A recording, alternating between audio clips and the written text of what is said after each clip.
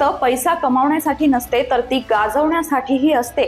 याची उदाहरणं अनेक सत्ताधीशांनी दिल्याचं आपण अनुभवलं आहे। एकदा का सत्ता हाती आली की जगातले कुठलेही नियम कायदे आपल्यासाठी बांधील नसल्याची भावना या लोकांमध्ये निर्माण होते। महाराष्ट्राचे मुख्यमंत्री एकनाथ शिंदे यांचे सुपुत्र व कल्याणचे खासदार श्रीकांत शिंदे यांनीही नुकतीच त्याची प्रचिती दिली आहे। मध्य प्रदेशातील प्रसिद्ध उज्जैनच्या महाकाल मंदिरात मुख्यमंत्री पुत्रानं नियम डावलून गाभाऱ्यात जाऊन घेतलेलं दर्शन तिथं वादात अडकलंय। काय आहे नेमकं हे प्रकरण जाणून घेऊयात मिशन पॉलिटिक्स मधून। नमस्कार, मी समीक्षा। महाराष्ट्राचे मुख्यमंत्री एकनाथ शिंदे यांचे पुत्र नुकतंच मध्य प्रदेशातील प्रसिद्ध उज्जैनच्या महाकालेश्वर मंदिरात दर्शनासाठी गेले होते। आता विधानसभा निवडणुका तोंडावर असल्यानं त्यांचं देवदर्शन सुरू झालंय। आता हे मुख्यमंत्री पुत्र आपली पत्नी आणि अन्य 2 निकटवर्तीयांसोबत 17 ऑक्टोबर रोजी महाकाल मंदिरात गेले होते। तेथील ट्रस्टच्या नियमानुसार मंदिराच्या गाभाऱ्यात जाण्यासाठी कुणालाही परवानगी नाही। मंदिराचं पावित्र्य राखण्यासाठी व दर्शन रांगेतील गर्दी कमी करण्यासाठी मंदिर प्रशासनानं हा निर्णय घेतलाय। सामान्य भाविकांचा त्याला विरोध होतोय, पण प्रशासन आपल्या निर्णयावर ठाम आहे। त्यामुळे आता देशभरातून येणाऱ्या सामान्य भाविकांना 50 फूट अंतरावरूनच श्री महाकालचं दर्शन घ्यावं लागतं। अगदी व्हीआयपी भाविकांनाही गाभाऱ्यात सोडू नये असे सक्त आदेश देवस्थानचे अध्यक्ष व उज्जैनच्या जिल्हाधिकाऱ्यांनी दिलेले आहेत।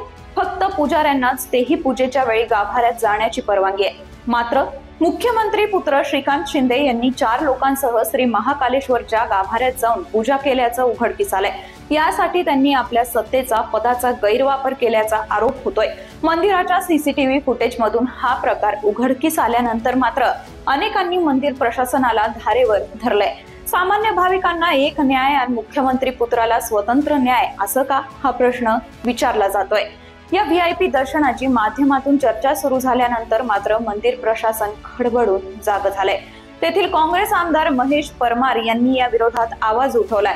देशभरातील लाखो भाविक महाकालच्या दर्शनाला येतात, त्यांना तासनतास रांगेत ताटकळत उभं राहावं लागतं आणि काही व्हीआयपी लोकांना मात्र थेट गाभाऱ्यात प्रवेश देऊन दर्शन अभिषेकाची सोय केली जाते।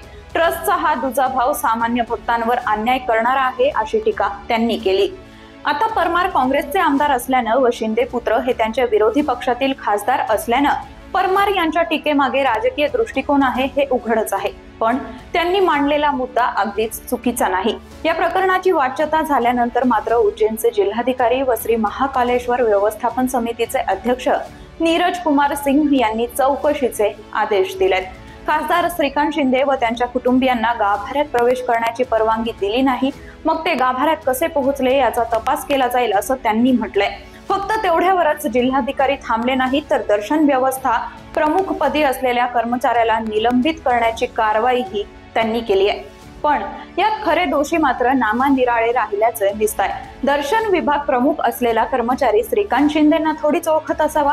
ट्रस्ट मधील कुणीतरी बड्या अधिकाऱ्यानं किंवा नेत्यानं सांगितल्याशिवाय त्यानं शिंदे पुत्राच्या व्हीआयपी गाभारा दर्शनाची सोय केली नसेलच। त्यामुळे बड्यांच्या हट्टाची पाठराखण करण्यासाठी बिचाऱ्या कर्मचाऱ्याचा यात बळी गेल्याचं दिसतंय। याविषयी माध्यमांनी खासदार श्रीकांत शिंदे यांच्याकडे विचारणा केली असता आपल्या चुकीबद्दल किंवा नियम डावलून गाभाऱ्यात प्रवेश केल्याबद्दल ते काहीच बोलले नाहीत।